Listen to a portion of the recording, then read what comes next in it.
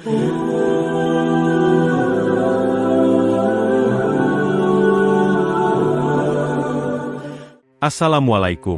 warahmatullahi wabarakatuh. Sahabat Mumtana, sebelum menyimak kisah cerita hari ini, saya sarankan untuk menulis sholawat kepada Nabi di kolom komentar. Semoga sholawat kita menjadi penolong kita kelak di padang mahsyar. Kami doakan semoga kalian mendapatkan rezeki yang barokah dan diberi kemudahan oleh Allah Subhanahu wa Ta'ala dalam menjalani kehidupan sehari-hari.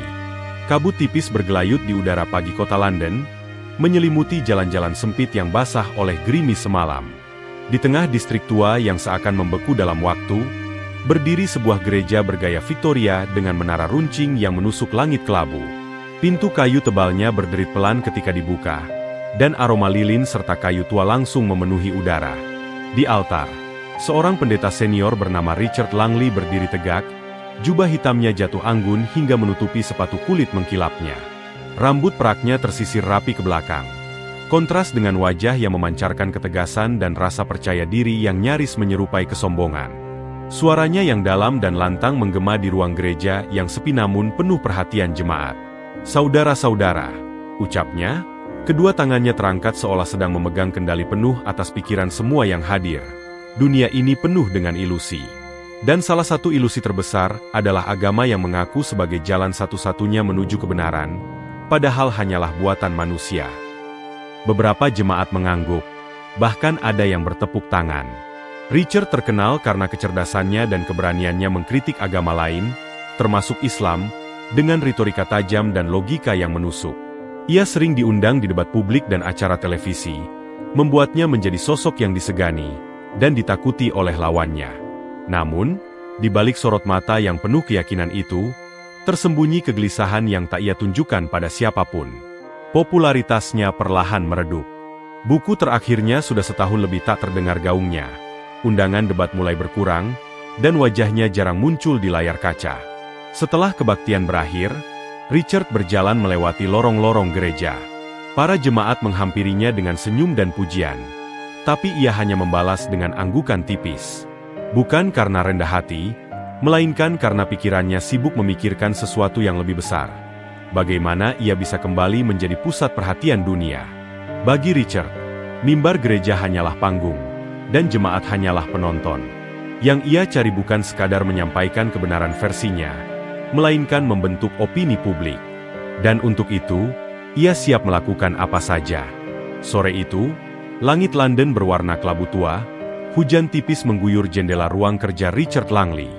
Di balik kaca besar yang menghadap ke taman belakang, ia duduk di kursi kulit hitam yang sudah agak aus. Di sekelilingnya, rak-rak tinggi berisi buku-buku tebal berjilid kulit memenuhi dinding, sebagian besar tentang teologi, filsafat, dan sejarah agama. Namun, di antara semua buku itu, tak satu pun yang membuatnya merasa puas. Jemarinya mengetuk-ngetuk meja mahoni tua, ritme ketukan yang menandakan pikirannya sedang sibuk mencari celah untuk kembali ke puncak popularitas. Sudah lebih dari setahun sejak buku terakhirnya, Fight Unveiled, menjadi bestseller. Kini, angka penjualannya menurun drastis. Media yang dulu berebut mengundangnya kini tampak acuh. Dunia mulai melupakan Richard Langley. "Aku harus melakukan sesuatu yang mengguncang dunia," gumamnya lirih, namun syarat tekad. Pandangan matanya jatuh pada sebuah majalah National Geographic yang tergeletak di meja. Sampulnya menampilkan foto Ka'bah, bangunan hitam yang dikelilingi ribuan orang berpakaian putih. Ia menatapnya lama, alisnya berkerut, bibirnya sedikit menyeringai. Di kepalanya mulai tumbuh ide yang bagi banyak orang akan terdengar gila. Tapi baginya, inilah langkah jitu. Ia akan berpura-pura masuk Islam, menunaikan ibadah haji, lalu membongkar kebohongan agama itu di hadapan dunia. Bagi Richard, ini akan menjadi aksi paling dramatis dalam karirnya. Ia membayangkan headline koran internasional. Pendeta senior bongkar rahasia di Mekah. Reputasinya akan meroket, bukunya akan kembali laris, dan ia akan menjadi tokoh yang dibicarakan semua orang. Tanpa membuang waktu, ia mulai merancang semuanya dengan presisi.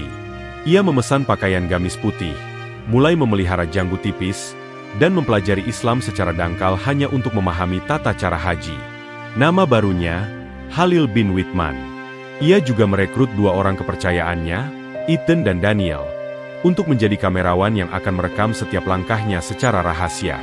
Mereka akan membawa kamera mini tersembunyi, memastikan semua momen dramatis tertangkap. Bagi Richard, ini bukan sekadar perjalanan ibadah. Ini adalah misi panggung terbesar dalam hidupnya. Ia sama sekali tak menyadari bahwa panggung itu akan membawanya ke arah yang tak pernah ia bayangkan. Udara dingin menusuk tulang di Bandara Heathrow pagi itu. Richard Langley, atau kini Khalil bin Whitman, berjalan perlahan melewati terminal keberangkatan, janggut tipis menghiasi dagunya. Ia mengenakan gamis putih bersih dan selendang ringan di pundak, menyamarkan identitasnya dengan sempurna. Di dalam dadanya, jantungnya berdebar bukan karena panggilan spiritual, tetapi karena memikirkan drama besar yang akan ia mainkan. Di kejauhan, 2 orang rekannya, Ethan dan Daniel, mengikuti dari belakang. Mereka menyamar sebagai turis biasa, kamera mini tersembunyi di dalam kancing baju dan tas selempang. Sesekali mereka saling bertukar pandang, memastikan sang aktor utama tetap dalam jangkauan lensa. Khalil bergabung dengan rombongan jemaah haji. Di antara mereka, ada keluarga muda, pasangan lansia, hingga anak-anak. Wajah-wajah itu memancarkan kebahagiaan dan harapan, kontras dengan pikirannya yang penuh rencana manipulatif. Di kursi pesawat, ia duduk di sebelah seorang pria tua berkulit legam, berjubah putih, dengan senyum ramah yang tak lekang. "Assalamualaikum, ini pertama kalimu pergi haji?" tanya pria itu dengan aksen Arab yang kental. Khalil mengangguk singkat. "Ya, pertama kali," jawabnya datar. "Semoga Allah memudahkan perjalananmu, saudaraku," ucap pria itu, Hasan dari Sudan, dengan tatapan penuh ketulusan. Kata "saudaraku" terasa asing di telinga Khalil. Ia terbiasa dengan debat sengit dan tatapan curiga, bukan sapaan yang mengandung doa. Sepanjang perjalanan, Hasan bercerita tentang perjuangannya mengumpulkan biaya haji selama puluhan tahun. Tangannya bergetar saat menunjukkan foto keluarganya yang tersenyum di rumah sederhana. Khalil mendengarkan sambil sesekali menatap ke arah kamera tersembunyi Ethan, memastikan semuanya terekam. Namun, entah mengapa, ada bagian kecil dari dirinya yang mulai terusik. Ia mencoba mengabaikannya. Baginya, ini hanyalah naskah yang harus dijalani. Tapi ia tak bisa menepis perasaan aneh saat melihat mata Hasan yang teduh.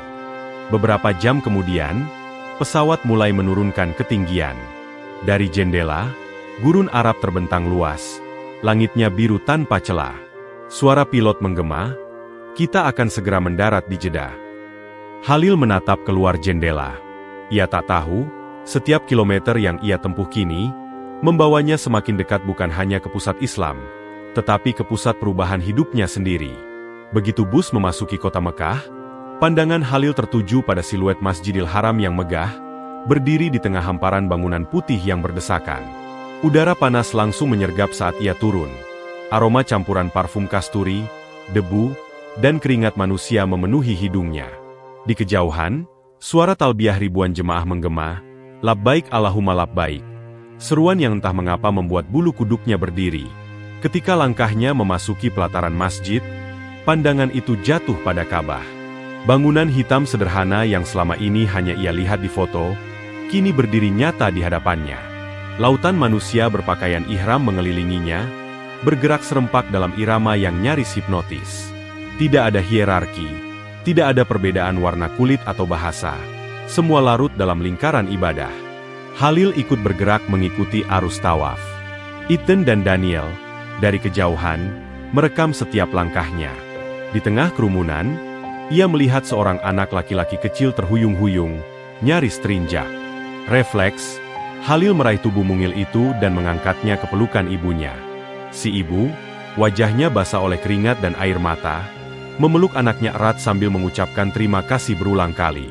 "Semoga Allah membalas kebaikanmu, wahai saudaraku." Khalil terdiam. Ia tidak tahu mengapa ia melakukannya. Di naskah pikirannya, tak ada adegan seperti ini. Namun dadanya terasa hangat, aneh, dan sulit dijelaskan. Malam itu, ia duduk sendirian di pelataran masjid. Lampu-lampu raksasa memandikan Ka'bah dengan cahaya lembut, dan udara malam membawa kesejukan yang jarang ia rasakan. Saat matanya menatap pintu Ka'bah, Ia terpaku, pintu itu sedikit terbuka, sesuatu yang belum pernah ia baca di buku manapun. Dari celahnya, seorang pria tua bersorban putih muncul, tatapannya menembus hati Halil. Tak ada kata yang terucap, namun tatapan itu seolah berkata, "Kau datang untuk mencari kebenaran, bukan sekadar cerita." Halil merasakan lututnya lemas, pandangannya berkunang-kunang. Dalam hitungan detik, semuanya gelap. Halil membuka mata perlahan. Aroma kayu gaharu memenuhi ruangan kecil yang diterangi cahaya lampu minyak. Ia terbaring di atas permadani lembut, kepalanya disangga bantal tipis. Di sampingnya, duduk seorang lelaki tua berjanggut putih, mengenakan jubah bersih dan sorban yang dililit rapi. Matanya teduh, tapi sorotnya tajam, seolah mampu membaca isi hati. "Kau membawa beban berat di hatimu, anak muda," ucap lelaki itu pelan. Suaranya rendah namun penuh wibawa. Halil berusaha duduk, tapi kepalanya masih berputar. Siapa Anda?" tanyanya. "Bukan penting siapa aku," jawab sang syaikh. "Yang penting adalah mengapa hatimu gelisah meski kau berdiri di tempat yang dicintai jutaan manusia." Halil terdiam. Biasanya ia cepat menyusun argumen, namun kali ini lidahnya keluh. Ada sesuatu pada tatapan syaikh itu yang membuatnya tak sanggup berbohong. "Jika kau ingin tahu kebenaran," lanjut sang syaikh, "jangan hanya lihat dengan mata. Mata bisa tertipu. Rasakanlah dengan hati, karena hati yang bersih tak akan berbohong." Kata-kata itu menusuk hingga ke dasar kesadarannya. Halil merasa seolah semua kebisingan logika dan ambisi runtuh dalam sekejap. Untuk pertama kali dalam hidupnya, ia ingin diam dan mendengarkan. Tak lama kemudian, ia menyadari ruangan itu kosong. Syaikh tersebut telah menghilang, meninggalkannya dengan kalimat yang terus terngiang di kepalanya. Beberapa minggu setelah kembali ke London, studio televisi nasional dipenuhi hiruk-pikuk kru dan wartawan. Undangan wawancara dengan Richard Langley, pendeta senior yang kabarnya baru saja pulang dari ibadah haji, menjadi sorotan publik. Semua menunggu bongkaran kontroversial yang dijanjikan sebelum keberangkatannya. Richard melangkah ke panggung dengan pakaian sederhana, kemeja putih polos dan jas abu-abu. Tidak ada jubah pendeta, tidak ada atribut gereja. Kamera menyorotnya dari berbagai sudut, sementara pembawa acara tersenyum, siap memancing sensasi. "Jadi, Richard," tanya sang host, "apa yang sebenarnya kau temukan di Mekah? Apakah semua sesuai dengan yang kau duga?" Ruangan hening. Richard menghela napas panjang, lalu menatap kamera seolah berbicara langsung kepada jutaan penonton. "Pertama," ucapnya pelan, "jangan panggil aku Richard lagi. Namaku sekarang Halil bin Whitman. Dan aku telah memeluk Islam." Bisik-bisik langsung memenuhi studio, beberapa penonton di bangku tamu terperangah. Host yang biasanya luwes pun terdiam. "Ini bukan sandiwara," lanjut Halil dengan suara bergetar. "Aku berangkat dengan niat mempermalukan sebuah keyakinan.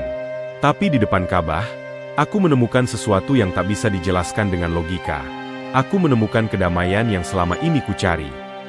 Ia menunduk sejenak, lalu tersenyum tipis. "Aku memilih meninggalkan ketenaran demi kebenaran." Sejak hari itu, Halil menghilang dari sorotan publik. Desas-desus mengatakan ia kini tinggal di sebuah kota kecil, mengajar anak-anak membaca Al-Quran, dan menjalani hidup sederhana, jauh dari panggung, namun dekat dengan hatinya yang baru.